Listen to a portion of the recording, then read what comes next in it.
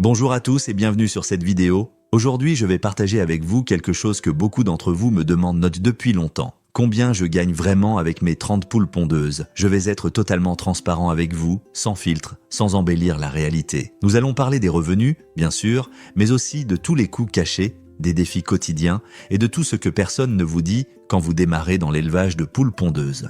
Si cette vidéo vous intéresse, n'oubliez pas de laisser un petit like et de vous abonner à la chaîne pour ne rien manquer de nos prochaines aventures à la ferme. Allez, on y va! Vous savez, quand j'ai commencé cette aventure avec mes poules, j'étais comme beaucoup d'entre vous probablement. J'avais cette image idyllique dans ma tête, des poules heureuses qui pondent tranquillement leurs œufs, moi qui les ramasse chaque matin avec un grand sourire, et l'argent qui rentre facilement. La réalité, mes amis, est un peu plus complexe que ça, mais elle est aussi beaucoup plus enrichissante et passionnante que ce que j'avais imaginé. Permettez-moi de me présenter rapidement. Je m'appelle et je travaille dans l'élevage de volailles depuis maintenant plus de 15 ans. J'ai commencé avec seulement 5 poules dans mon jardin et aujourd'hui, je gère plusieurs poulaillers avec différentes races. Mais pour cette vidéo, je vais me concentrer spécifiquement sur mon groupe de 30 poules pondeuses parce que c'est une taille qui intéresse beaucoup de personnes qui veulent se lancer dans une petite production semi-professionnelle. Avant de parler d'argent, laissez-moi vous expliquer pourquoi j'ai choisi ce nombre précis de 30 poules. Ce n'est pas un hasard. 30 poules, c'est suffisant pour générer un revenu intéressant sans que cela devienne une exploitation industrielle. C'est gérable pour une personne seule ou un couple, et cela permet de maintenir une vraie qualité de vie pour vos animaux. Vous pouvez encore connaître chacune de vos poules, observer leur comportement et leur offrir les meilleurs soins possibles. Parlons maintenant de l'investissement initial, parce que, oui, il faut investir avant de gagner. Quand j'ai démarré avec ces 30 poules, j'ai dû acheter un poulailler adapté. J'ai opté pour une structure solide en bois, traitée, avec un espace de vie intérieur et un grand parcours extérieur. Le poulailler lui-même m'a coûté environ 2000 €. Certains diront que c'est cher, mais croyez-moi, investir dans une bonne infrastructure dès le départ vous évitera tant de problèmes par la suite. J'ai vu trop de personnes acheter des structures bon marché qui se détériorent après une saison, ou pire, qui n'offrent pas une protection adéquate contre les prédateurs. Ensuite, il y a eu l'achat des poules elles-mêmes. J'ai choisi des poules pondeuses de race Sussex et Rhode Island Red, connues pour leur excellente production d'œufs et leur robustesse. Chaque poulette m'a coûté environ 15 €, ce qui fait 450 € pour le groupe. J'ai acheté des poulettes prêtes à pondre, âgées de 18 semaines environ. Certains préfèrent acheter des poussins pour économiser, mais personnellement, je trouve que le temps et l'effort nécessaires pour élever des poussins jusqu'à l'âge de ponte ne valent pas vraiment l'économie réalisée, surtout quand on débute. Il ne faut pas oublier tout l'équipement nécessaire. Les mangeoires, les abreuvoirs, les pondoirs, les perchoirs, la litière initiale, les lampes chauffantes pour l'hiver et tout un tas de petits outils. Tout cela m'a coûté environ 500 € supplémentaires. Donc, au total, mon investissement de départ a tourné autour de 3000 €. C'est une somme que je ne vais pas vous mentir, mais voyons maintenant comment cet investissement se rentabilise. Mes 30 poules, en pleine production, me donnent en moyenne 25 œufs par jour. Bien sûr, ce chiffre varie selon les saisons. En été, quand les jours sont longs et que les poules sont heureuses, je peux atteindre 28 œufs par jour. En hiver, ce nombre peut descendre à 20 ou 22 œufs quotidiens. Mais prenons une moyenne annuelle de 25 œufs par jour pour nos calculs. 25 œufs par jour, cela fait 175 œufs par semaine et environ 750 œufs par mois. Sur une année complète, nous parlons de 9000 œufs. C'est impressionnant quand on y pense, n'est-ce pas? Mais attention, tous ces œufs ne deviennent pas automatiquement de l'argent dans votre poche. Il faut trouver des clients, maintenir la qualité et bien sûr, déduire tous les coûts de production. Parlons justement de ces coûts mensuels, parce que c'est là que beaucoup de gens se font surprendre. L'alimentation est de loin la dépense la plus importante. Mes 30 poules consomment d'environ 4 kg de nourriture par jour. J'utilise un aliment de qualité, spécialement formulé pour les poules pondeuses, qui contient tous les nutriments nécessaires pour une bonne production d'œufs. Un sac de 25 kg me coûte environ 20 €. Faites le calcul. 4 kg par jour, c'est environ 120 kg par mois, soit presque 5 sacs. Cela représente une dépense mensuelle d'environ 100 € juste pour l'alimentation. En plus de l'aliment principal, je donne à mes poules des compléments. Des coquilles d'huîtres broyées pour le calcium, des légumes et des restes de cuisine, et occasionnellement des verres de farine séchée comme friandises protéinées. Ces compléments me coûtent d'environ 20 € par mois. L'eau, même si elle semble gratuite, a aussi un coût, surtout en été quand les poules boivent beaucoup. Je l'estime à environ 5 € par mois. La litière doit être changée régulièrement pour maintenir un environnement propre et sain. J'utilise de la paille et des copeaux de bois. Cela me coûte environ 30 € par mois. Il y a aussi les frais vétérinaires. Même avec des poules en bonne santé, il faut prévoir des vaccinations, des vermifuges et parfois des traitements imprévus. je mets de côté environ 40 € par mois pour ces dépenses de santé. L'électricité pour l'éclairage en hiver et pour les lampes chauffantes pendant les nuits de froide ajoute environ 15 € par mois à mes factures. Et n'oublions pas les boîtes à œufs pour la vente. J'achète des boîtes de bonne qualité, écologiques, qui coûtent environ 10 centimes pièce. Si je vends 750 œufs par mois, organisés en boîtes de 6 œufs, cela fait 125 boîtes, soit 12,50 € de frais d'emballage. Au total, mes coûts mensuels fixes s'élèvent à environ 220 €. Certains mois, c'est un peu plus, d'autres un peu moins, mais c'est une bonne moyenne. Maintenant, parlons des revenus, parce que c'est ce qui vous intéresse vraiment, n'est-ce pas? Je vends mes œufs principalement de 3 façons. Premièrement, j'ai des clients réguliers qui viennent acheter directement à la ferme. Ce sont mes voisins, des gens du village, des personnes qui ont entendu parler de mes œufs frais et de qualité. À ces clients, je vends une boîte de 6 œufs à 3,50 €. C'est un prix juste qui reflète la qualité de mes œufs et le soin que j'apporte à mes poules. Mes poules vivent en liberté, mangent bien, et cela se voit dans la qualité des œufs. Les jaunes sont d'un orange magnifique, les blancs sont fermes, et le goût est incomparable avec les œufs de supermarché. Deuxièmement, je fournis 2 petits restaurants locaux qui utilisent mes œufs pour leurs plats. À eux, je fais un prix légèrement inférieur, d'à 3 € la boîte de 6. C'est moins que mes clients particuliers, mais ces restaurants m'achètent en gros volume et de façon régulière, ce qui me garantit un revenu stable. Ils prennent ensemble environ 300 œufs par mois. Troisièmement, je vends sur le marché local le dimanche matin. C'est là que je fais la majorité de mes ventes. Les gens qui viennent au marché cherchent des produits frais et locaux et ils sont prêts à payer un peu plus pour de la qualité. Au marché, je vends mes boîtes de 6 œufs à 4 €. L'ambiance du marché, le contact direct avec les clients, les discussions sur l'élevage, tout cela justifie ce prix légèrement supérieur. En moyenne, je vends environ 80% de ma production. Les œufs restants, je les utilise pour ma propre consommation, je les donne à ma famille et à mes amis ou je les transforme en produits dérivés comme des pâtes fraîches aux œufs que je vends également. Faisons maintenant le calcul de mes revenus mensuels. Sur 750 œufs par mois, je vends environ 600 œufs. Disons que je vends la moitié directement à la ferme à 3 €, 50 la boîte, un tiers au marché à 4 € et le reste au restaurant à 3 €. Cela me donne un revenu moyen de 3,60 € par boîte de 6 œufs. 600 œufs, c'est 100 boîtes de 6. 100 boîtes fois 3,60 € égale 360 € de revenus bruts mensuels. Si je soustrais mes coûts mensuels de 220 €, mon bénéfice net est de 140 € par mois. Sur une année, cela représente 1680 €. Maintenant, je sais ce que certains d'entre vous pensent. Seulement 140 € par mois pour tout ce travail? Laissez-moi vous expliquer pourquoi ce chiffre ne raconte qu'une partie de l'histoire. Premièrement, ceci est un revenu additionnel. Ce n'est pas mon unique source de revenus. Ces 140 € viennent s'ajouter à mes autres activités à la ferme. Et contrairement à un emploi traditionnel, ce revenu est relativement passif une fois que la routine est établie. Le temps que je passe quotidiennement avec mes poules est d'environ 2 heures, 1 heure le matin et 1 heure le soir. C'est pour nourrir, donner de l'eau fraîche, ramasser les œufs, nettoyer et observer mes poules pour m'assurer qu'elles vont bien. Deuxièmement, il faut considérer les avantages indirects. Le fumier de poule est un engrais fantastique pour mon potager, ce qui réduit mes coûts pour cultiver mes propres légumes. Les poules mangent les restes de cuisine et les déchets du jardin, réduisant ainsi mes ordures ménagères. Elles contrôlent naturellement les insectes et les limaces dans le jardin. Ces avantages ont une valeur réelle, même s'ils ne se traduisent pas directement en euros dans mon compte en banque. Troisièmement, la valeur thérapeutique et éducative de travailler avec des animaux ne peut pas être sous-estimée. Mes poules m'apportent une grande satisfaction personnelle. Elles m'obligent à sortir tous les jours, à rester actif, à observer la nature. C'est bon pour ma santé mentale et physique. De plus, elles sont une source d'apprentissage constant. Chaque jour, j'apprends quelque chose de nouveau sur le comportement des poules, sur l'agriculture durable, sur les cycles naturels. Mais soyons honnêtes, il y a aussi des défis que je dois mentionner. Élever des poules pondeuses n'est pas toujours facile. Il y a des matins où il fait moins 10 degrés dehors et vous devez quand même sortir pour casser la glace dans les abreuvoirs et nourrir vos poules. Il y a des nuits où vous êtes réveillé par un bruit étrange et vous devez sortir vérifier qu'un renard n'est pas en train d'attaquer votre poulailler. Il y a des jours où vous trouvez une poule malade ou blessée et vous devez gérer la situation, même si cela vous brise le cœur. La prédation est un problème constant.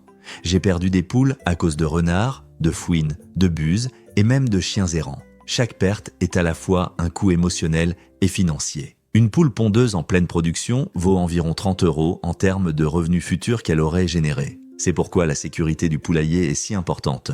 J'ai dû investir dans des clôtures électriques, des filets anti-rapaces et un système de fermeture automatique du poulailler à la tombée de la nuit. Les maladies sont un autre défi. Même avec de bons soins, les poules peuvent tomber malades. J'ai eu des cas de bronchite infectieuse, de parasites internes et externes et de problèmes de ponte. Chaque situation nécessite une intervention rapide, souvent coûteuse. C'est important d'avoir un bon vétérinaire aviaire de confiance, ce qui n'est pas toujours facile à trouver en zone rurale. La météo affecte également la production. Les étés très chauds stressent les poules et réduisent leur ponte. Les hivers rigoureux augmentent de leurs besoins énergétiques et peuvent aussi diminuer la production. Vous devez constamment adapter vos pratiques aux conditions météorologiques. Offrir de l'ombre en été, isoler le poulailler en hiver, gérer l'humidité au printemps et en automne. Parlons maintenant de quelque chose que peu de gens mentionnent, la régularité. Avoir des poules, c'est un engagement quotidien. Vous ne pouvez pas simplement décider de ne pas vous en occuper pendant quelques jours. Si vous voulez partir en vacances,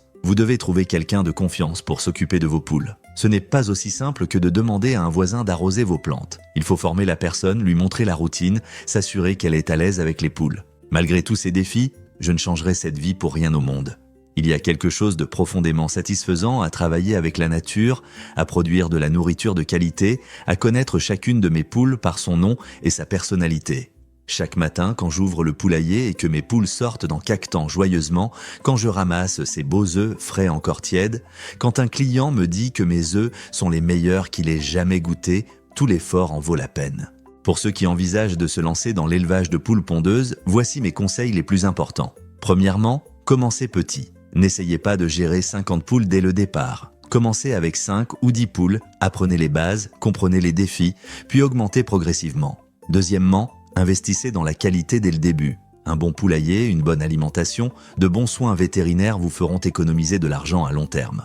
Troisièmement, prenez le temps de vraiment connaître vos poules. Observez leur comportement, apprenez à reconnaître les signes de maladie ou de stress, créez une vraie relation avec elles. Quatrièmement, diversifiez vos sources de revenus.